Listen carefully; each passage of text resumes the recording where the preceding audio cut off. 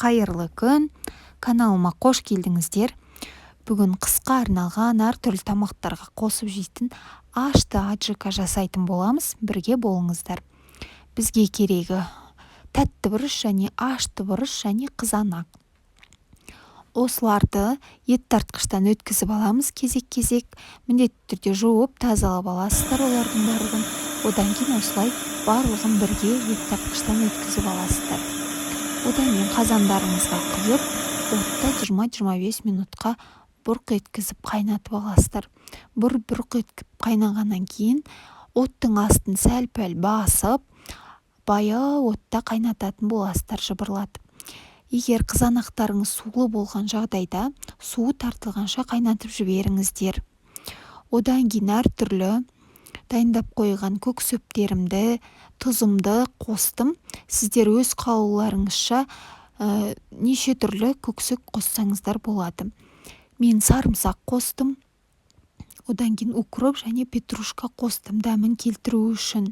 Ал сіздер өз қалауларыңыз бойынша әртүрлі қоспаларды қоссаңыздар болады. Одан кейін дәм татуына қарай тұзымызды саламыз және сумай құйып жіберсеңіздер болады. Жарты шыныдай дәмін келтіріп, әдемі бір дәм беріп тұратын болады. Одан кейін осы қайнап жатқан кезде барлығы 30-35 минут қайнау керек. Одан кейін банкілеріңіз стерилизациядан өткізіп, ыстықтай құя бересіздер. Сол кезде қыста жақсы сақталып тұратын болады. Тоңазытқышта да бөлме температурасында да сақтай бересіздер. Банкілеріңізді духовкаде немесе шәугімге, шайникке қойып булап алсаңыздар да өте тамаша стерилизацияның түрі. Қақпақтарыңызды 2 минутқа суға қойып қайнатып алыңыздар.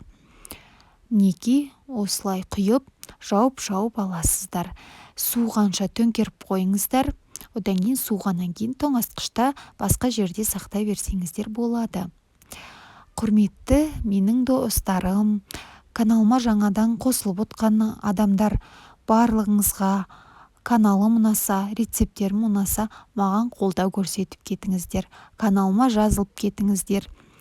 Лайк басып кетіңіздер. Сіздерден қолдау күтемін. Көп рахмет.